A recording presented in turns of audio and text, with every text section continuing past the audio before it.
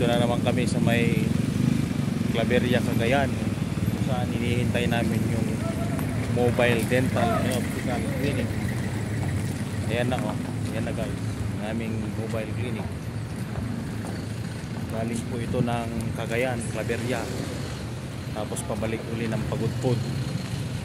Mga kasama ito, yan. Ito na guys, dadali na uli namin sa Pagudpud. Yan. Barbaro! Yan. Yan, sa mga gustong magpabunot ng ngipin ay libre po ito, at magpakonsulta sa mata libre din po ito mga kasama.